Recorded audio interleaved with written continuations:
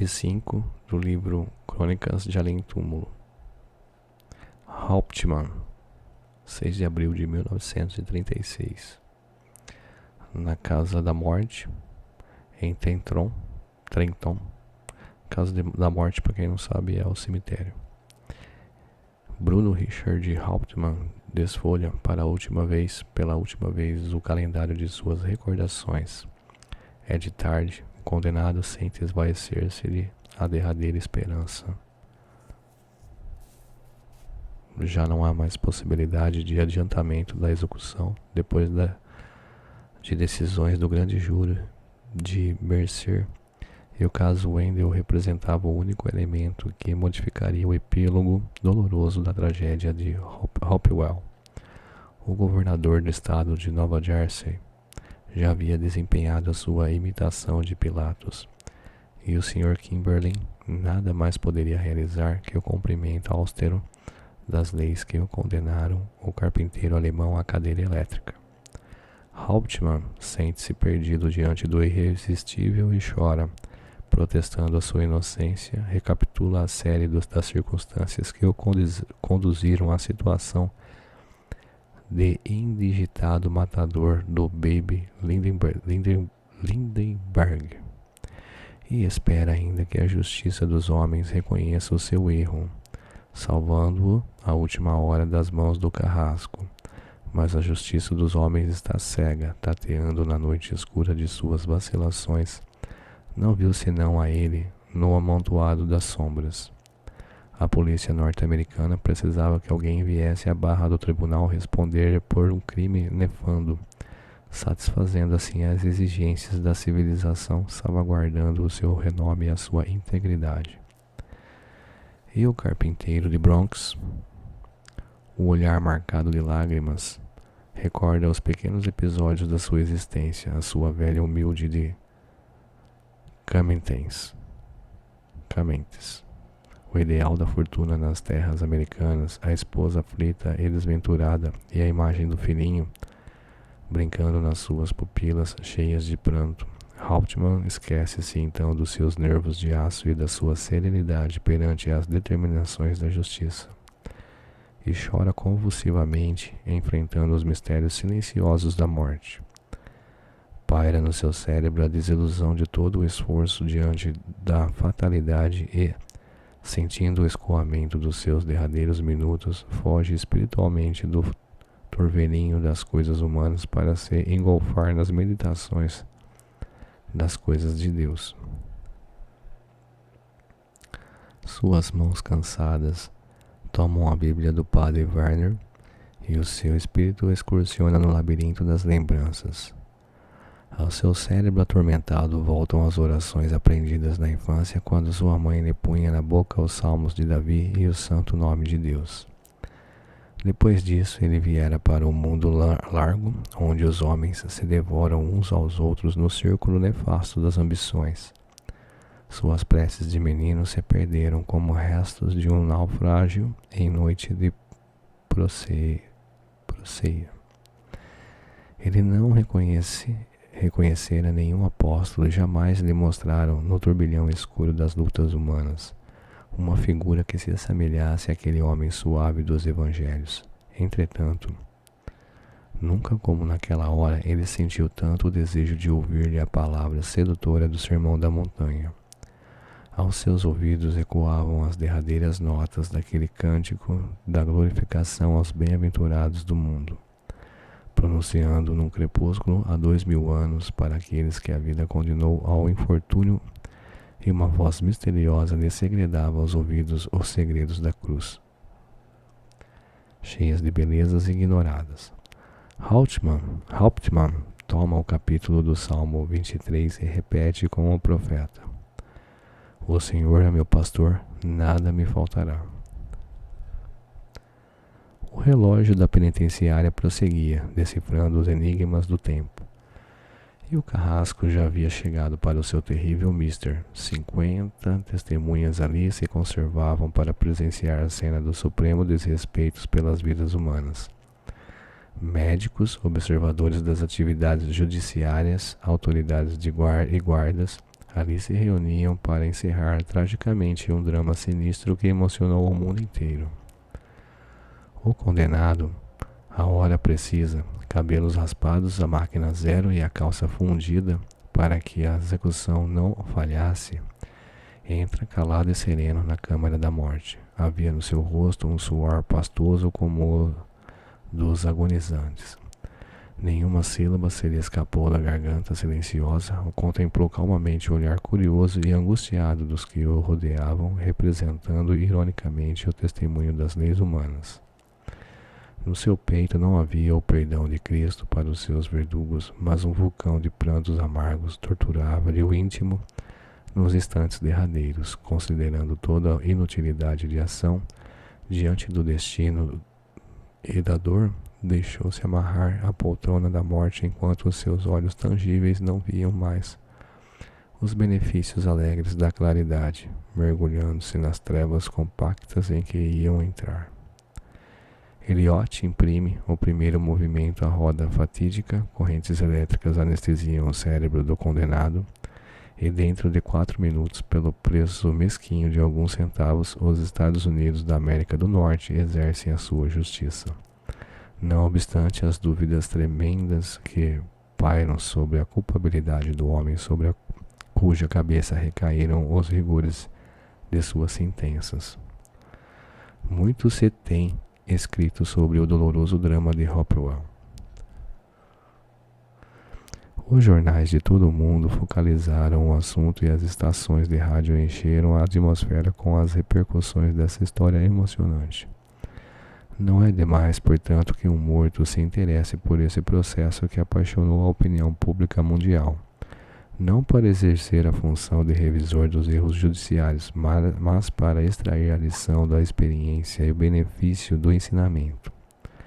As leis penais da América do Norte não possuíam elementos comprobatórios da culpa do Bruno Hauptmann, como autor do nefando infanticídio. Para conduzi-lo à cadeira da morte, não se prevaleceu senão dos argumentos dubitativos e inadmissíveis dentro da cultura jurídica dos tempos modernos. Muitas circunstâncias preponderavam no desenrolar dos acontecimentos e que não foram tomadas na consideração que lhes era devida. A história de Isidoro Fitch, a ação de Betty Cal e de Violeta Sharp, a leviandade das acusações de Jaffe Condon e a dúvida profunda empolgando todos os corações que acompanharam em suas etapas dolorosas o desdobramento desse processo sinistro.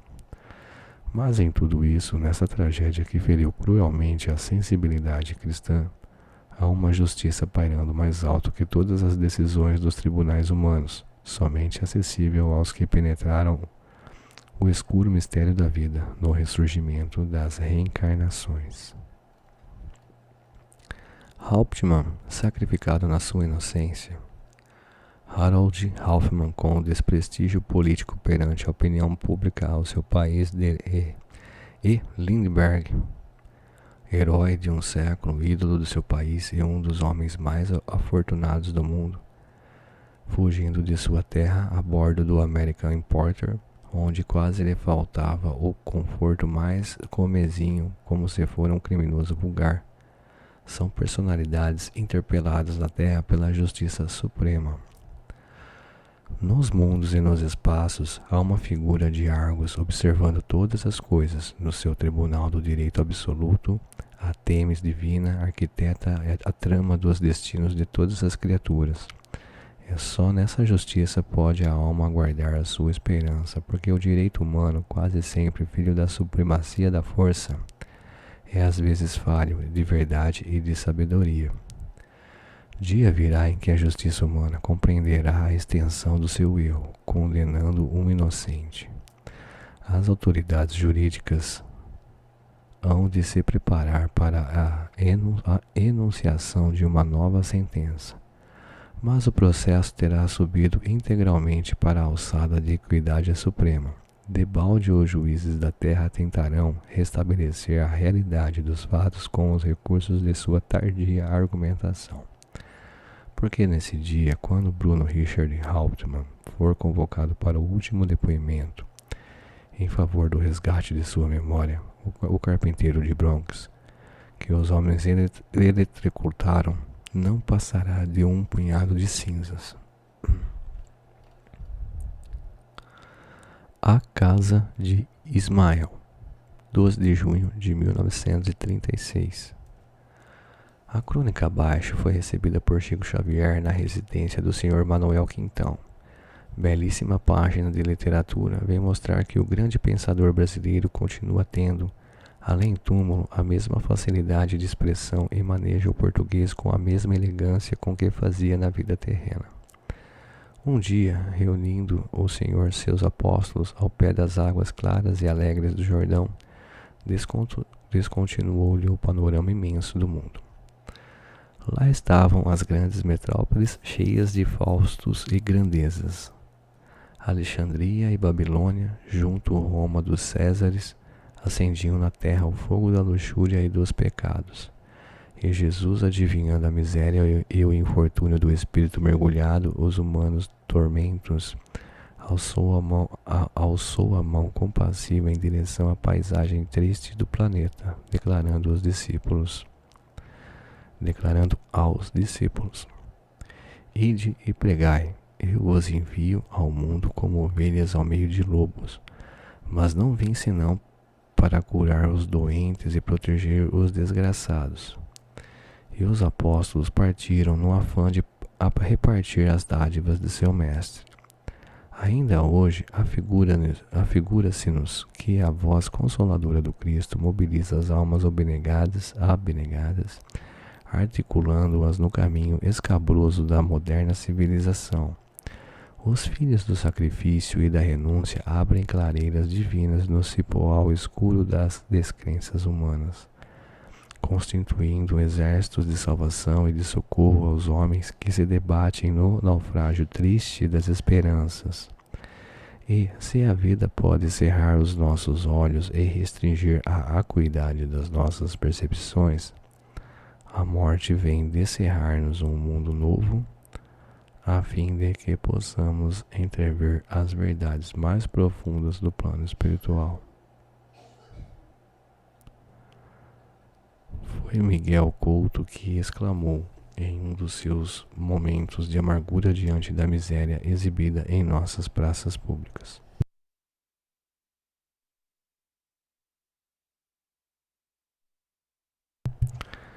ai dos pobres do Rio de Janeiro, se não fossem os espíritas. E hoje que a morte reacendeu o lume dos meus olhos, que aí se apagava nos derradeiros tempos da minha vida, como luz bruxuleante dentro da noite, posso ver a obra maravilhosa dos espíritas edificada no silêncio da caridade evangélica. Eu não conhecia somente o asilo São Luís, que se derrama pela enseada do Caju, como uma esteira de pombais claros e tranquilos, onde a velhice desamparada encontra remanso de paz no seio das tempestades e das dolorosas experiências do mundo. Como realização da piedade pública aliada à propaganda das ideias católicas, conhecia igualmente o Abrigo Teresa de Jesus, o Amparo Teresa Cristina e outras casas de proteção aos pobres e desafortunados do Rio de Janeiro, que um grupo de criaturas abnegadas do proselitismo espírita havia edificado. Mas meu coração, que as dores haviam esmagado, trucidando todas as suas aspirações e todas as suas esperanças, não podia entender a vibração construtora da fé dos meus patrícios, que Xavier de Oliveira taxara de loucos no seu estudo mal avisado do espiritismo no Brasil. A verdade hoje é para mim mais profunda e mais clara. Meu olhar percussiente de desencarnado pode alcançar o fundo das coisas. E a realidade é que a organização das consoladoras doutrinas do Espiritismo no Brasil não está formada à revelia da vontade soberana, do amor e da justiça que nos presidem aos destinos. Obra extreme da direção especializada dos homens é no alto que se processam as suas bases e as suas diretrizes. Por uma estranha coincidência, defrontam-se na Avenida Passos, quase frente a frente, o Tesouro Nacional e a casa de Ismael. Tesouros da terra e do céu guardam-se no primeiro, as caixas fortes do ouro tangível ou das suas expressões fiduciárias, e, no segundo, reúnem-se os cofres imortalizados das moedas do espírito. De um parte a corrente fertilizante das economias do povo, objetivando a vitalidade física do país, e do outro parte o manancial da água celeste que sacia toda a sede, derramando energias espirituais e intensificando o bendito labor da salvação de todas as almas. A obra da Federação Espírita Brasileira é a expressão do pensamento imaterial dos seus diretores do plano invisível, indene de qualquer influenciação da personalidade dos homens, semelhantes àqueles discípulos que partiram para o mundo como o sal da terra. Na feliz expressão do Divino Mestre, os seus administradores são intérpretes de um ditame superior, quando aliados de sua vontade individual para servir ao programa de amor e de fé ao qual se propuseram. O roteiro de sua marcha é conhecido e analisado no mundo das verdades do Espírito e a sua orientação nasce da fonte das realidades superiores e eternas. Não obstante todas as incompreensões e todos os combates, a história da casa de Ismael nos espaços está cheia de exemplos edificantes de sacrifícios e dedicações. Se Augusto Comte afirmou que os vivos são cada vez mais governados pelos mortos, nas instituições do seu positivismo, nada mais fez que refletir a mais sadia de todas as verdades. A federação que guarda consigo as primícias da sede do Tesouro Espiritual da Terra de Santa Cruz não está de pé somente à custa do esforço dos homens, que por maior que ela seja, será sempre caracterizado pelas fragilidades e pelas fraquezas. Muitos dos seus sempre diretores desencarnados aí se conservam como aliados do exército da salvação que ali se reúne. Ainda há poucos dias, enquanto a avenida fervilhava de movimento, vi às suas portas uma figura singela e simpática de velhinho, pronto para esclarecer e abençoar com as suas experiências. Conhece-o? Disse-me alguém rente aos ouvidos. Pedro Richard. Nesse interim passa um companheiro da humanidade, cheio de instintos perversos que a morte não conseguiu converter à piedade e o amor infraterno. E Pedro Richard abre os seus braços paternais para a entidade cruel.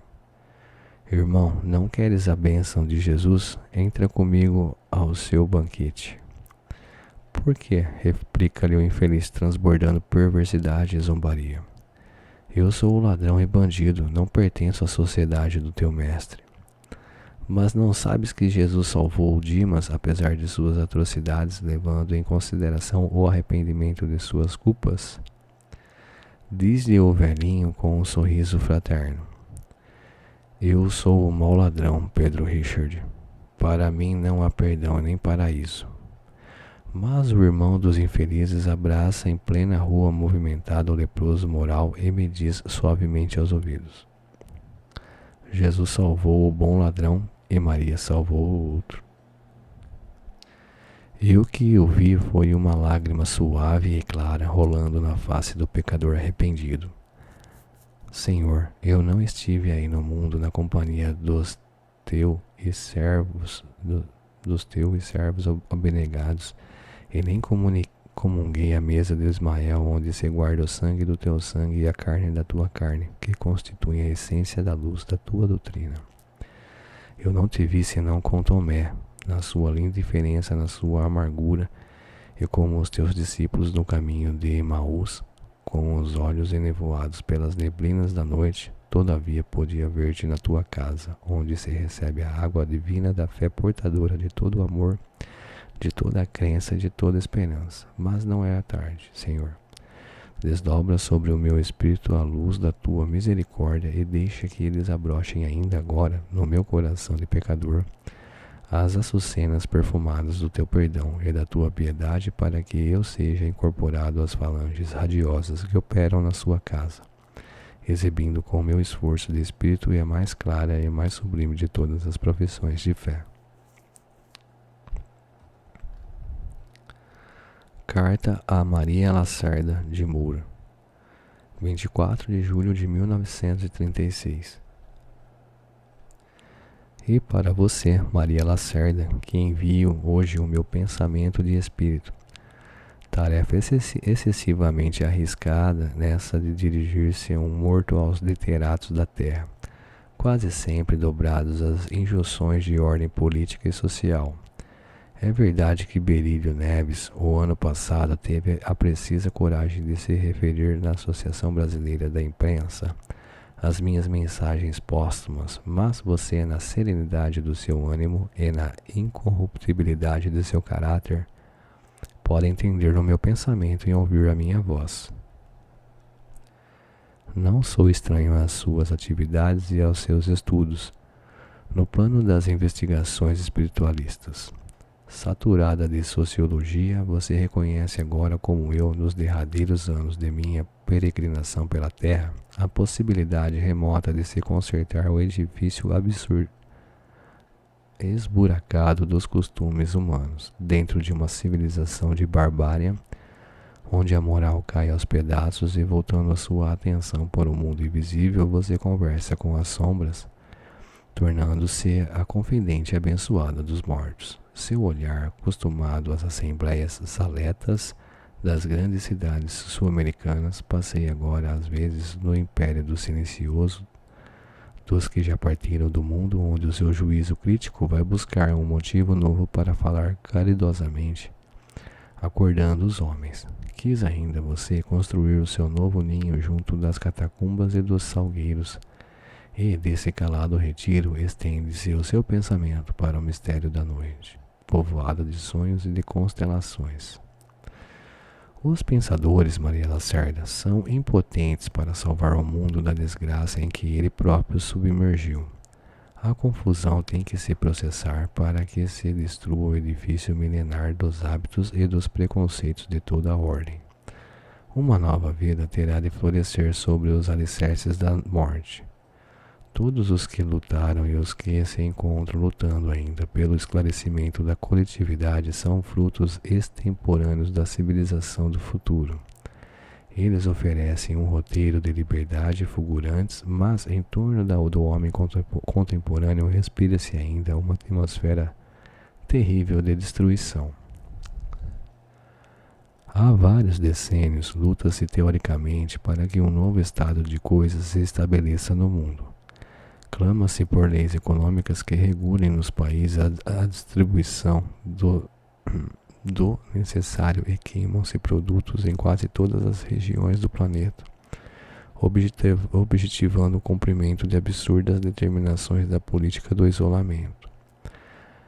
A palavra dos Kropotkin soa em vão, conclamando os espíritos de boa vontade.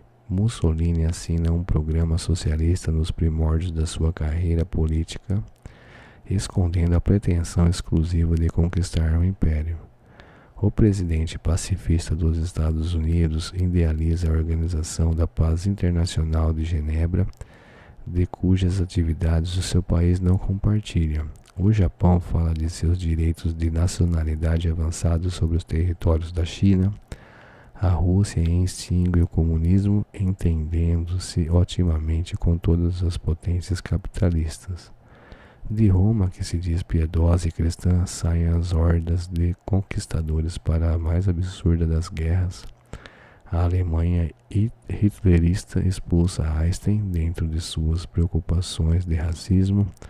Nas repúblicas sul-americanas há o movimento de comércio com a Internacional Armamentista. Na Inglaterra, o inteligente serviço tormenta o dissídio e a discórdia nas suas cogitações imperialistas.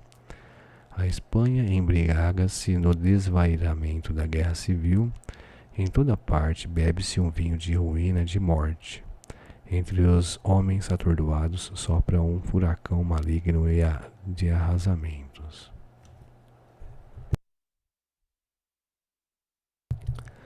Os sociólogos veem as suas atividades circunscritas ao castelo maravilhoso das palavras, porque os homens estão entregues ao seu infortunado destino. Não valeu o esforço dos espíritos avançados na solução das incógnitas científicas, porquanto todas as descobertas destes últimos tempos são brinquedos terríveis da mente infantil dessa civilização que se desenvolveu sem educação individual. A verdade é que o homem está vivendo para destruir o homem. Um dos pensadores modernos, contemplando o aspecto doloroso da atualidade, concluía tristemente que, se o homem contemporâneo considera natural o extermínio de mulheres e de crianças nos últimos movimentos bélicos do planeta, não será extraordinário daqui a alguns anos que os homens se devorem uns aos outros. De fato, a criatura humana parece regredir à noite escura e misteriosa das suas origens. Todavia, o estudo psicológico dessa situação nos conduz a muitas reflexões sobre as suas causas profundas e concluímos que os homens atuais são mais infelizes que perversos. O que se intensificou em toda parte da Terra, arruinando os setores da atividade humana, foi aquela crise espiritual de que Gandhi se refere em suas exortações. O Ocidente poderia salvar-se conservando o equilíbrio do mundo se o cristianismo, em sua simplicidade e sua pureza, não fosse deturpado pelas igrejas mercenárias. A moral cristã teria fatalmente de evoluir para a simplificação suprema da vida se os religiosos não a tivessem asfixiado no cárcere estreito de suas cogitações políticos-sociais. E o resultado de tão nefastos empreendimentos é a atualidade dos homens, ençada de morticínios e crivada de dores. Contudo, há uma providência misericordiosa acompanhando os surtos evolutivos da Terra, e na hora justa dos abalos sociais de toda a natureza, os túmulos se enchem de vozes e de revelações consoladoras realizando profecias. Fascismo, ditaduras para o proletariado, falsas democracias terão de desaparecer nos fragores da luta para que a política espiritualista inaugure o direito novo, a lei nova, os controladores de todos os fenômenos da economia dos povos. O homem compreendera, então, a necessidade de um imperativo de paz, solidário com o progresso espiritual dos outros mundos. É objetivando a construção do edifício da concórdia universal sobre a base da educação de cada personalidade e de leis econômicas que façam desaparecer para sempre o quadro doloroso da miséria e da fome, que os mortos voltam para falar aos encarnados no turbilhão escuro de suas vidas. Num dos seus últimos artigos da imprensa de Paris, Maurício Maeterlinck considerava erroneamente: estes mortos que sobrevivem parecem bem fracos, bem precários e bem miseráveis. Lembro os fantasmas vaporosos arrebatados pelos turbilhões no inferno do grande poeta florentino, preguiçosos, desamparados, exangües, nada mais tendo a fazer. Não persistem eles senão a escuta de uma voz da terra? E essa prova de sua sobrevivência, e se sobrevivem realmente, não poderão realizar outra coisa? Recomeçam a viver ou acabam de morrer? Maeterlinck, porém, não conseguiu uma visão exata das atividades dos que lá já partiram das fadigas da luta material. Dentro das preocupações da High Life, não viu a multidão das criaturas consoladas pela confortadora doutrina dos espíritos e nem logrou compreender que os mortos não podiam começar por onde os vivos acabaram. Os homens terminaram sua luta na organização exclusivista, na ciência presunçosa e na suposta infalibilidade. Mas os mortos iniciam a sua cruzada junto dos que sofrem e dos que raciocinam. E de você, Maria Lacerda, que vive espiritualmente na vanguarda dos tempos, nós esperamos um grande coeficiente de forças em favor do nosso triunfo na alma das massas. A sua acurada percepção pode reconhecer a vigorosa andaimaria do edifício do porvir, pois não está longe o dia em que os homens se cansarão de lutar uns com os outros, espalhando a miséria e o extermínio. Os lobos famintos da civilização armamentista ficarão sob os escombros fumegantes de suas grandezas, e a alma cristã cantará a glória dos pacíficos e dos bem-aventurados. Você, Maria Lacerda, tem muito o que fazer. Descuplique as suas energias e as suas esperanças. A sua palavra é a da rainha de Carnaço. Reúna com o seu esforço todos os guerreiros e nativos e vamos lutar. Pedro, o Apóstolo. 25 de agosto de 1936. Enquanto a capital dos mineiros, dirigida pelos seus elementos eclesiásticos, se prepara esperando as grandes manifestações da fé do segundo Congresso Eucarístico Nacional, chegam os turistas elegantes e os peregrinos invisíveis. Também eu quis conhecer de perto as atividades religiosas dos conterrâneos do Augusto de Lima. Na Praça Raul Soares, espaçosa e ornamentada, vi o monumento dos congressistas elevando-se em forma de altar, onde os autos religiosos serão celebrados. No topo, a custódia rodeada de arcanjos petrificados, guardando o símbolo suave e branco da Eucaristia, e cá embaixo, nas linhas irregulares da terra, as acomodações largas e fartas de onde o povo assistirá comovido às manifestações de Minas Católica. Foi nesse ambiente que a figura de um homem trajado e a israelita, lembrando alguns tipos que em Jerusalém se dirigem frequentemente para o lugar sagrado das lamentações, aguçou a minha curiosidade incorrigível de jornalista. Um judeu? Exclamei, aguardando as novidades de uma entrevista. Sim, fui judeu há algumas centenas de anos, respondeu laconicamente o interpelado. Sua réplica exaltou a minha bisbilhotice e procurei atrair a atenção da singular personagem.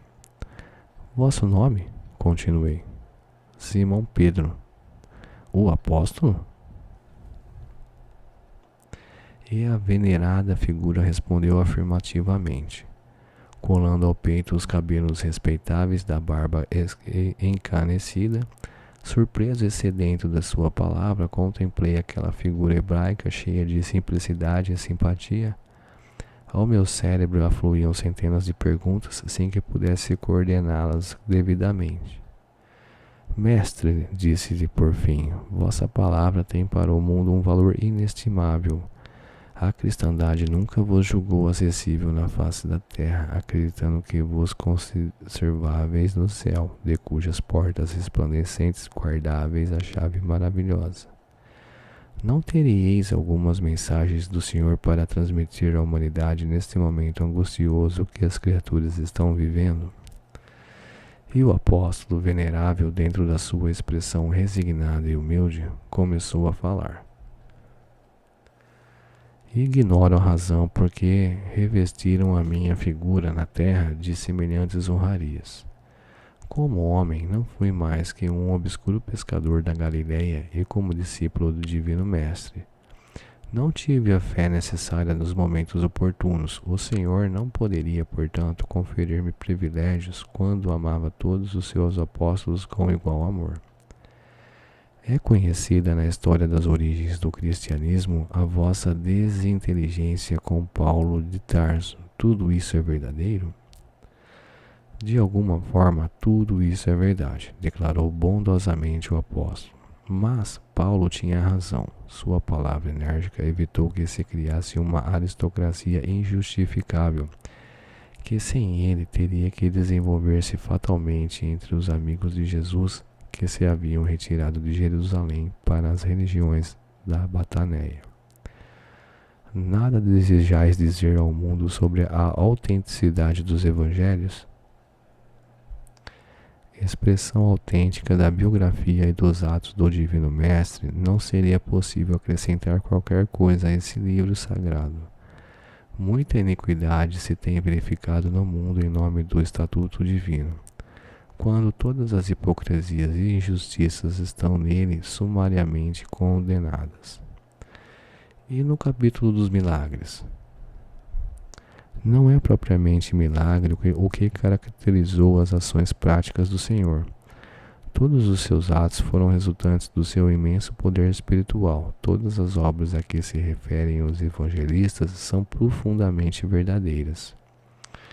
E como que retrocede o tempo, o apóstolo monologou. Em Cafarnaum, perto de Genezaré, e em Batsaida, muitas vezes acompanhei o Senhor nas suas abençoadas peregrinações. Na Sumária, ao lado de Casareia de Felipe, vi suas mãos carinhosas dar vistas aos cegos e consolação aos desesperados. Aquele sol claro e ardente da Galileia ainda hoje ilumina toda a minha alma, e tantos séculos depois de minhas lutas no mundo, ao lado de alguns companheiros, procuro reivindicar para os homens a vida perfeita do cristianismo com o advento do Rei de Deus que Jesus desejou fundar com o seu exemplo em cada coração. Os filósofos terrenos são quase unânimes em afirmar que o Cristo não conhecia a evolução da ciência grega naquela época e que as suas parábolas fazem supor a sua ignorância acerca da organização política do Império Romano. Seus apóstolos falam de reis e príncipes que não poderiam ter existido. A ação do Cristo, retrucou o apóstolo, vai mais além que todas as atividades e investigações das filosofias humanas. Cada século que passa imprime um brilho novo à sua figura e um novo fulgor ao seu ensinamento. Ele não foi alheio aos trabalhos do pensamento dos seus contemporâneos. Naquele tempo, as teorias de Lucrécio, expandidas alguns anos antes da obra do Senhor, e as lições de Filon em Alexandria eram muito inferiores às verdades celestiais que ele vinha trazer à humanidade atormentada e sofredora. E, quando a figura venerada de Simão parecia prestes a prosseguir na sua jornada, inquiria abruptamente: qual o vosso objetivo atualmente no Brasil? Venho visitar a obra do Evangelho aqui instituída por Ismael, filho de Abrão e de Agar, e dirigida dos espaços por abnegados apóstolos da fraternidade cristã. E estáis igualmente associado às festas do segundo Congresso Eucarístico Nacional? Perguntei. Mas o bondoso apóstolo expressou uma atitude de profunda incompreensão ao ouvir as minhas derradeiras palavras.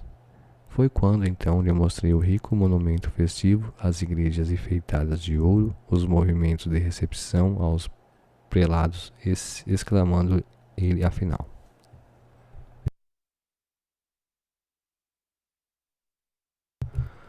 não, meu filho.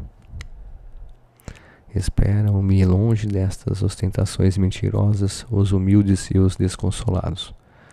O reino de Deus ainda é a promessa para todos os pobres e para todos os aflitos da terra. A Igreja Romana, cujo chefe se diz possuidor de um trono que me pertence, está condenada no próprio Evangelho, com todas as suas grandezas bem tristes e bem miseráveis. A cadeira de São Pedro é para mim uma ironia muito amarga. Nestes templos faustosos não há lugares para Jesus, nem para os seus continuadores. E que sugeris, mestre, para esclarecer a verdade?